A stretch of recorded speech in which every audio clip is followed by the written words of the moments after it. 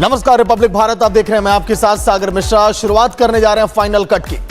महाराष्ट्र में अब जबरन धर्मांतरण कराने वालों के खिलाफ कानून का शिकंजा अब कस चुका है। राष्ट्रपति की मंजूरी के बाद महाराष्ट्र धर्म की स्वतंत्रता अधिनियम 2026 राज्य में अब लागू हो चुका है। अब अगर कोई जबरदस्ती, धोखाधड़ी, लालच, झूठी जानकारी या शादी का झांसा देकर धर्मांतरण कराने की कोशिश करेगा तो उसे जेल और भारी जुर्माने का सामना भी करना होगा। आखिर क्या है इस बड़े कानून के अंदर प्रावधान, कितनी मिलेगी सजा, देखिए।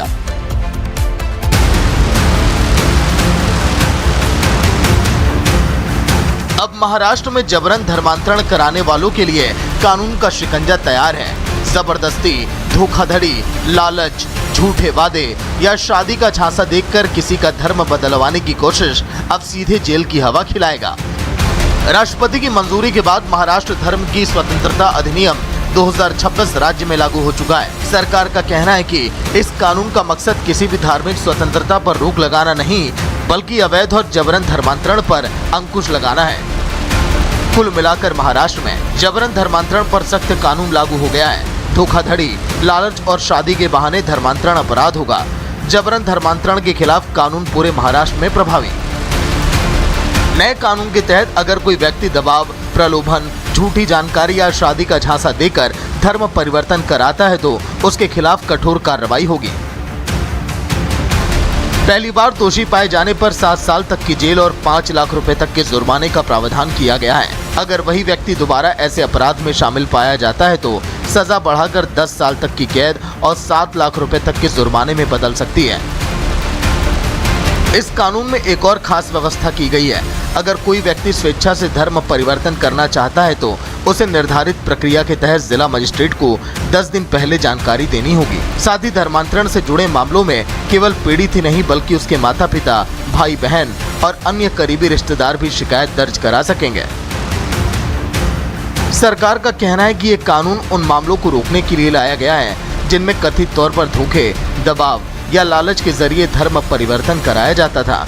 मुख्यमंत्री देवेंद्र फडणवीस पहले स्पष्ट कर चुके हैं कि कानून का उद्देश्य किसी व्यक्ति की अपनी इच्छा से किए गए धर्म परिवर्तन या अंतर धार्मिक विवाह को निशाना बनाना नहीं है।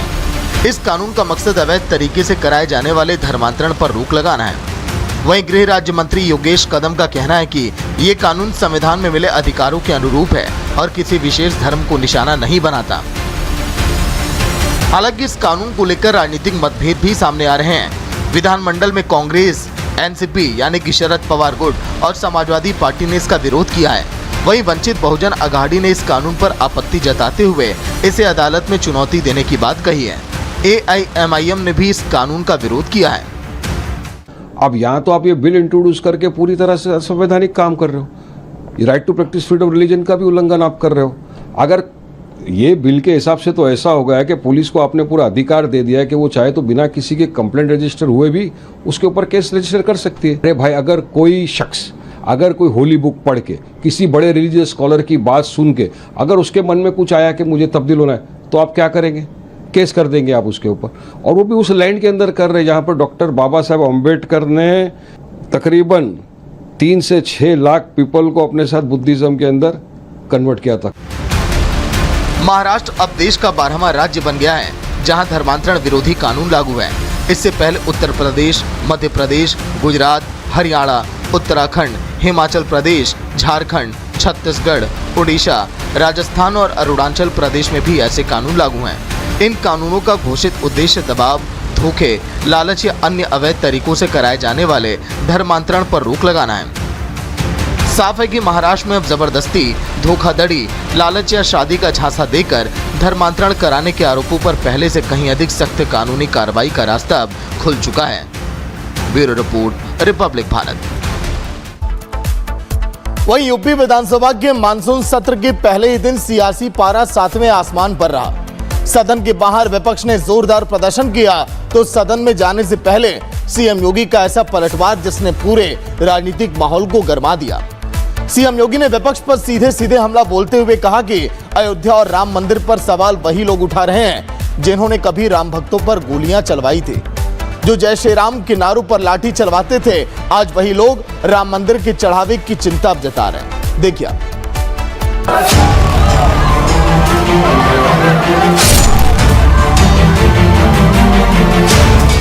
चंदा चोरी की बात वे लोग करते हैं जिन लोगों के जेब से एक पैसा भी राम मंदिर निर्माण के लिए नहीं निकला है। यूपी विधानसभा के मानसून सत्र की शुरुआत होते ही सियासत का तापमान चरम पर पहुंच गया। मानसून सत्र शुरू होने से पहले ही विधानसभा परिसर विरोध का अखाड़ा बन गया। समाजवादी पार्टी के विधायक साइकिल पर दान पेटी लेकर पहुंच गए। कोई हाथों में तख्ती लिए था, कोई सरकार के खिलाफ नारे लगा रहा था, तो कोई चढ़ावा चोरी पर सरकार को घेरने की कोशिश कर रहा था। लेकिन मुख्यमंत्री योगी आदित्यनाथ ने भी विपक्ष पर ऐसा हमला बोला जिसका निशाना सिर्फ समाजवादी पार्टी या कांग्रेस नहीं बल्कि राम मंदिर पर राजनीति करने वाला पूरा विपक्ष था। योगी ने साफ शब्दों में कह दिया कि अयोध्या का मुद्दा उठाने वाले वही लोग हैं जिन्होंने कभी राम भक्तों पर गोलियां चलवाई थी। राम मंदिर का मुद्दा उठाने वाले ये वही लोग हैं जिन्हें जय श्री राम बोलने वालों से नफरत है। अयोध्या के मुद्दे को वे लोग उठा रहे हैं जिन्होंने राम भक्तों पर गोलियां चलाई थी, जो जय श्री राम बोलने पर लाठी गोली चलाते थे, जिन्होंने श्री राम मंदिर के निर्माण में वकीलों की अपनी फौज न्यायालय में खड़ी करके इस पूरे कार्यक्रम को बाधित करने का प्रयास किया था। यही नहीं, सीएम योगी ने राम मंदिर के चढ़ावा चोरी मामले पर भी विपक्ष की मंशा पर सवाल उठा दिया है। सीएम योगी ने कहा, राम मंदिर निर्माण को अदालत में रोकने के लिए वकीलों की फौज खड़ी करने वाले आज चंदे और चढ़ावे की बात कर रहे हैं। सीएम योगी ने कहा कि जिनकी जेब से राम मंदिर निर्माण के लिए 1 रुपए तक नहीं निकला वही आज सबसे ज्यादा सवाल पूछ रहे हैं। सीएम योगी ने विपक्ष के इस रवैये को दोहरा चरित्र बताते हुए कहा कि विपक्ष का दोहरा चरित्र देश देख रहा है। और राम मंदिर में चंदा चोरी की बात वे लोग करते हैं जिन लोगों के जेब से एक पैसा भी राम मंदिर निर्माण के लिए नहीं निकला है। इनके दोहरे चरित्र को देश देख रही है, दुनिया देख रही है। सीएम योगी के संदेश में साफ तौर पर राजनीतिक आक्रामकता दिखाई दी। सीएम योगी ने कहा कि विपक्ष शुरू से ही राम मंदिर के मुद्दे को आस्था नहीं बल्कि राजनीति का जरिया बनाता रहा है। सीएम योगी का इशारा साफ था, जब मंदिर बन रहा था तब विरोध और जब मंदिर बन गया तो अब चढ़ावे के बहाने राजनीति। योगी ने विपक्ष को नसीहत देते हुए कहा कि विधानसभा जनता की समस्याओं के समाधान का मंच है, न कि राजनीतिक नौटंकी का अखाड़ा। विधायिका आम जन की आवाज को शासन प्रशासन तक पहुंचाने का एक महत्वपूर्ण माध्यम होती है। और मैं विश्वास करता हूं कि प्रदेश के हित के लिए 25 करोड़ जनता के वेलफेयर के लिए, उनके विकास के लिए विधानमंडल की इस कार्रवाई को शांतिपूर्ण ढंग से चलाने के लिए हमारे विपक्षी साथी नकारात्मकता की राजनीति को छोड़ करके एक सकारात्मक राजनीति को आगे बढ़ा करके उत्तर प्रदेश के इस बदले हुए परसेप्शन को प्रदेश के विकास के लिए और प्रदेश की समृद्धि में अपना योगदान देंगे। सीएम योगी ने कहा कि मानसून सत्र गरीब, किसान, युवा और महिलाओं से जुड़े मुद्दों पर चर्चा का अवसर है। हर विधायक अपने क्षेत्र की समस्याएं रखे, सरकार समाधान दे, यही लोकतंत्र की असली भावना है। सीएम योगी ने दावा किया कि डबल इंजन की सरकार विकास को प्राथमिकता दे रही है और पिछले 9 सालों में करोड़ों लोगों को गरीबी से बाहर निकालने का काम किया गया है। प्रत्येक विधानसभा क्षेत्र से जुड़ी हुई आवाज को सदन के पटल पर रखने और सदन में उस पर चर्चा परिचर्चा कराने का एक अवसर प्राप्त हो सके, सभी माननीय सदस्यों से इस बारे में आग्रह किया है। मैं आज के इस अवसर पर सभी माननीय जनप्रतिनिधियों से इस बारे में कहूंगा कि वे सदन में एक स्वस्थ चर्चा परिचर्चा को बनाए रखने के लिए कार्य करें। वहीं दूसरी ओर विधानसभा परिसर के बाहर समाजवादी पार्टी और कांग्रेस ने राम मंदिर चढ़ावा चोरी और नीट पेपर लीक को लेकर प्रदर्शन किया। सपा का आरोप था कि राम मंदिर चंदा चोरी मामले में सिर्फ छोटे लोगों पर कार्रवाई हुई, जबकि बड़े चेहरे अब भी कानून की पकड़ से बाहर हैं। इस तरह से करोड़ों लोगों की आस्था के साथ खिलवाड़ करने का काम उत्तर प्रदेश की सरकार ने किया। हम सब की आस्था भगवान राम में है और भगवान राम की जो चढ़ावे को चोरी करने का काम उत्तर प्रदेश की सरकार ने किया है, ये कहीं ना कहीं हमारे आपकी आस्था को ठेस पहुंचाने का काम किया। भगवान हनुमान को सड़कों पर नचाने का काम किया। हमारी आपकी आस्था से कैसे खिलवाड़ कर रहे हैं, इसलिए इनसे लोगों को तत्काल गद्दी छोड़ने का काम करना चाहिए। उधर बीजेपी ने विपक्ष के इस प्रदर्शन को राजनीतिक नौटंकी बताया। उप मुख्यमंत्री केशव प्रसाद मौर्य ने विपक्ष के इस प्रदर्शन को ड्रामा करार दिया। समाजवादी पार्टी हो, चाहे कांग्रेस पार्टी हो, चाहे आम आदमी पार्टी हो, ये सदा हिंदू होने का ढोंग तो करते हैं, लेकिन इनका पूरा आचरण हिंदू विरोधी होता है, राम भक्तों का विरोधी होता है, शिव भक्तों का विरोधी होता है, कृष्ण भक्तों का विरोधी होता है। इसलिए इनकी राजनीति की जो नाव है वो डूबने वाली। इसलिए अखिलेश यादव जी की यह नौटंकी उनके काम आने वाली नहीं। उनका 2022 से बहुत बुरा हाल 2027 में होने वाला है। आपको बता दें कि कल विधानसभा में अनुपूरक बजट पेश होने की संभावना है। वहीं राम मंदिर चढ़ावा चोरी का मुद्दा भी सदन में जोरदार तरीके से उठ सकता है। जौहर यूनिवर्सिटी से लेकर कई दूसरे मुद्दे पर भी सरकार और विपक्ष आमने सामने दिखाई दे सकते हैं। यानी यूपी विधानसभा का मानसून सत्र शुरू होते ही सियासी संग्राम तेज हो गया है। एक तरफ विपक्ष सरकार को कई मुद्दों पर घेरने की तैयारी में है, तो दूसरी तरफ सीएम योगी ने भी साफ कर दिया कि सरकार हर सवाल का जवाब तो दे देगी, लेकिन विपक्ष की राजनीति पर भी खुलकर हमला बोलेगी। योगी का संदेश साफ है, राम मंदिर आस्था का विषय है, राजनीति का नहीं।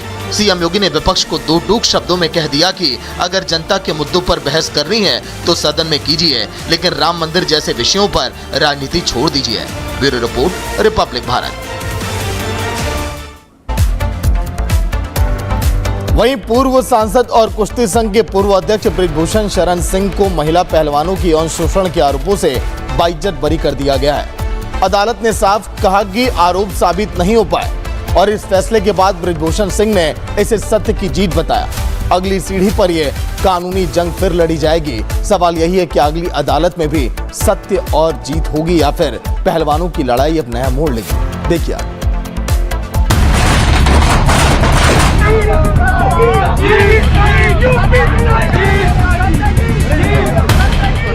अब देखिए पप्पू यादव की बातों में कितनी सच्चाई है, ये तो राम जाने। लेकिन जो सत्य होता है वो परास्त नहीं होता। ये बात आज फिर साबित हो गई। झूठे थे आरोप, बृजभूषण निर्दोष। करेंगे नहीं जो राम रच रखा है। राउज एवेन्यू कोर्ट ने पूर्व सांसद बृजभूषण शरण सिंह को बाइज्जत बरी कर दिया। उन पर महिला पहलवानों के शोषण का आरोप लगा था।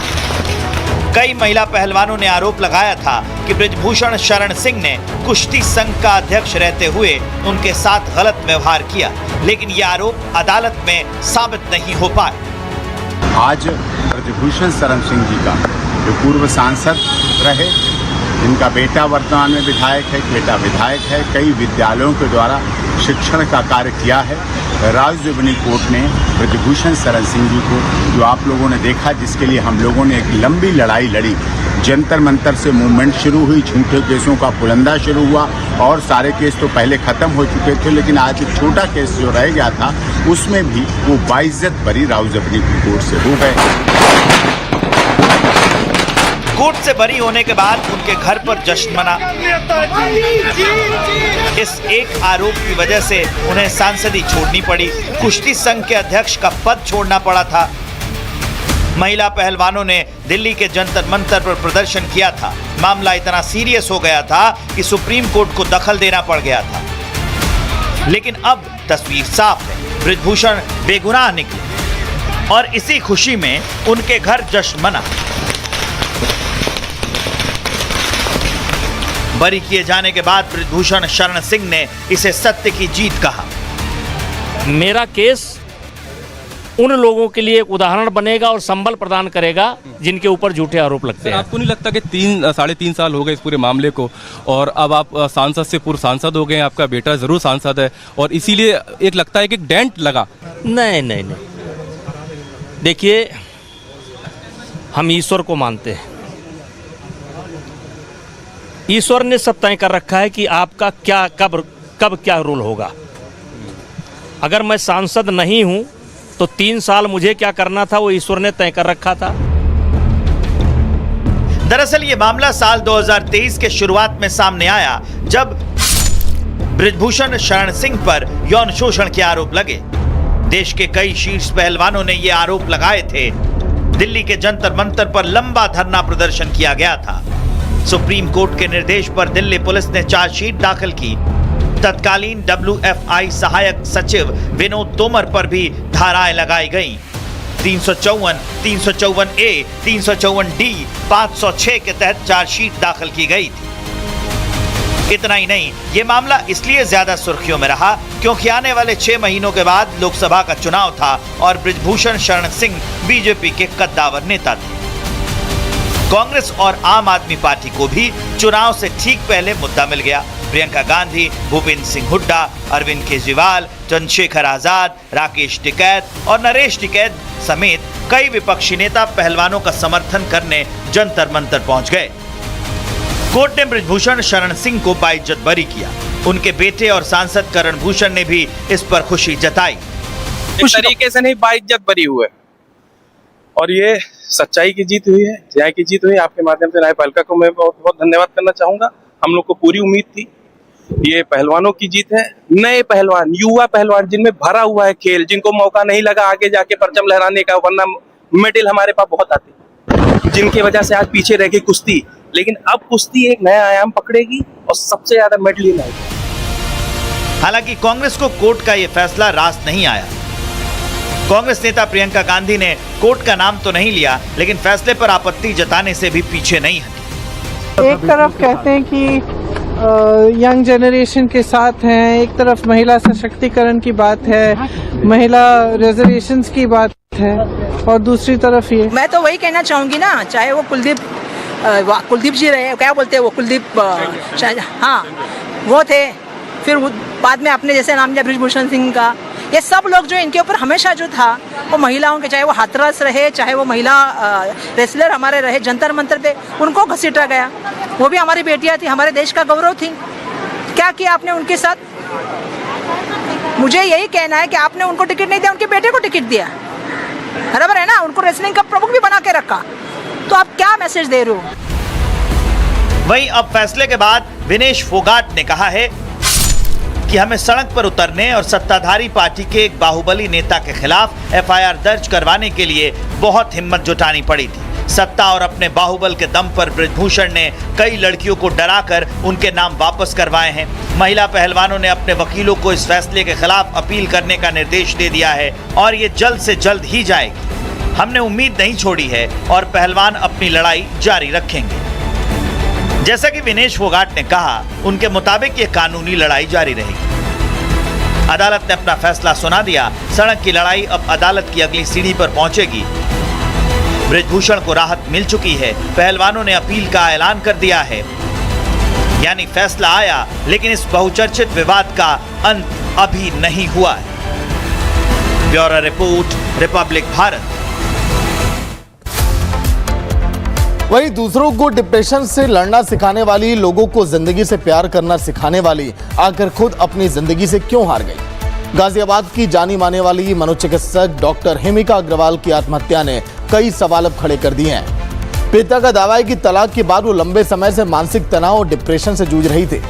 सवाल यह है कि आखिर ऐसा क्या हुआ, दूसरों की जिंदगी में खुशियां बिखेरने वाली एक डॉक्टर खुद अपनी जिंदगी अब नहीं बचा पाई। देखिए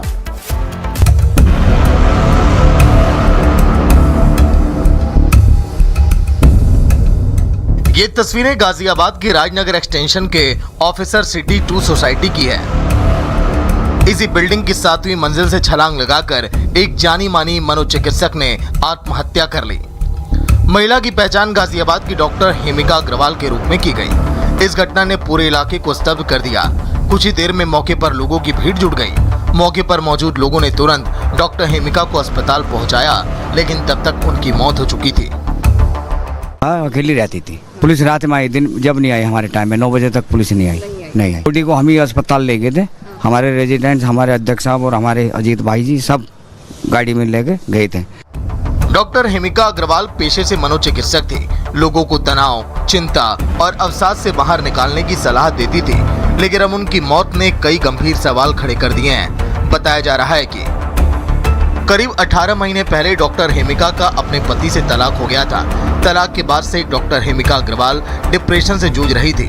doctor Hemika Agarwal officer city 2 society में अकेले ही रहती थी।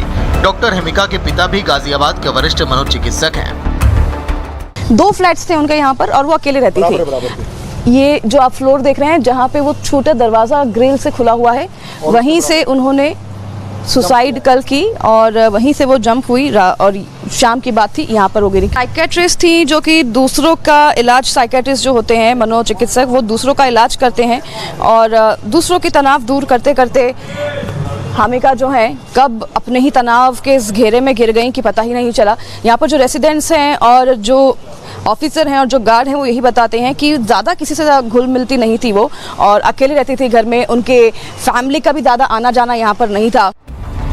डॉक्टर हेमिका के पिता का भी दावा है कि पति से तलाक के बाद उनकी बेटी मानसिक तनाव से गुजर रही थी। हालांकि परिवार लगातार उनका साथ दे रहा था, उन्हें संभालने की कोशिश कर रहा था, लेकिन रविवार को अचानक आई इस खबर ने पूरे परिवार को तोड़ दिया। हालांकि जांच की शुरुआती चरण में पुलिस किसी निष्कर्ष पर नहीं पहुंची है। अब तक कोई सुसाइड नोट भी नहीं मिला है। यही वजह है कि पुलिस सभी पहलुओं को ध्यान में रखकर मामले की जांच कर रही है। पोस्टमार्टम रिपोर्ट, घटनास्थल से जुटाए गए सबूत, सीसीटीवी फुटेज और परिजनों की बयान सभी को जांच का हिस्सा बनाया गया है। थाना नंदग्राम में सूचना प्राप्त हुई कि थाना नंदग्राम क्षेत्र अंतर्गत राजनगर स्टेशन में ऑफिसर सिटी 2 सोसाइटी में एक महिला जिसका नाम हेमिका अग्रवाल, पुत्री राकेश चंद्र अग्रवाल, उम्र लगभग 40 वर्ष, जो कि अपने 5th फ्लोर फ्लैट में रहती थी अकेली, उन्होंने वहां से कूद कर आत्महत्या कर ली है। मौके पर मौजूद लोगों द्वारा उनको हॉस्पिटल ले जाया गया, जहाँ पर डॉक्टरों ने उन्हें मृत घोषित कर दिया। परिजन मौके पर मौजूद हैं, पूछताछ करके अग्रिम विधिक कार्रवाई की जा रही है। सोसाइटी के लोगों के मुताबिक डॉक्टर हेमिका बेहद मिलनसार थी। कई लोग मानसिक परेशानियों को लेकर उनके पास सलाह लेने पहुंचते थे। बताया जाता है कि वो कई बार बिना कोई फीस लिए लोगों की काउंसलिंग करती थी। हमेशा मुस्कुराने, सकारात्मक सोच रखने और जिंदगी को बेहतर तरीके से जीने की सलाह देती थी। यही वजह है कि उनके निधन की खबर पर पूरी सोसाइटी सदमे में है। मैंने ही वो उठा के गाड़ी में रखवाई थी। आप जानते थे हामिका को? नहीं, जानता नहीं था। पीछे एक भैया थे, वो जा रहे थे, उन्होंने बताया कि कोई गिर गई है, तो वहाँ से भाग के आए थे। लास्ट टाइम तक उनकी, जब तक गाड़ी में बैठा ली थी तब तक सांस चल रही थी उनकी। फिर ये ज़्यादातर उनका जाम और टाइमिंग उनका प्राण का दुश्मन बना है। सबसे ज़्यादा तो जाम उनके लिए परेशान बात है। वो शायद बच भी सकती थी अगर उन्हें टाइमली पहुंच जाती तो। किसी से ज़्यादा बोलती नहीं थी, सोसाइटी में किसी से बोलचाल थी नहीं। अब उनके नेबर कोई बराबर में रहते हैं, उनके साथ कोई बातचीत हो तो कह नहीं सकते। सामाजिक तौर पे कभी मैंने घूमते हुए या किसी से पर्सनल बात करते हुए, जबकि गार्ड भी नहीं पहचान पा रहे थे। फैमिली यहाँ नहीं पहुँची, फैमिली हॉस्पिटल पहुँची है। अच्छा। तो जब तक हमने बोल दिया था कि भाई हम हॉस्पिटल लेके पहुँच रहे हैं, ये यशोदा हॉस्पिटल, तो वो वहीं पे फादर और उनका भाई 2 वहाँ पहुँचे हैं। यहाँ पे कोई नहीं आया। यहाँ से तो हम ही लोग लेके गए थे और कोई नहीं आया था। इस घटना ने एक बार फिर मानसिक स्वास्थ्य को लेकर गंभीर बहस छेड़ दी है। सवाल यह है कि क्या मानसिक बीमारी पेशा, ज्ञान या अनुभव देखकर किसी को निशाना बनाती है, या फिर जो दूसरों का दर्द समझता है वो कई बार अपना दर्द छिपा लेता है। इन सभी सवालों के जवाब जांच पूरी होने के बाद ही सामने आएंगे। बहरहाल पुलिस हर पहलू से मामले की जांच कर रही है। पुलिस को पोस्टमार्टम रिपोर्ट का इंतजार है। फिलहाल इस मामले में मौत की वजह को लेकर अंतिम निष्कर्ष जांच पूरी होने के बाद ही अब सामने आएगा। Bureau report, Republic Bharat.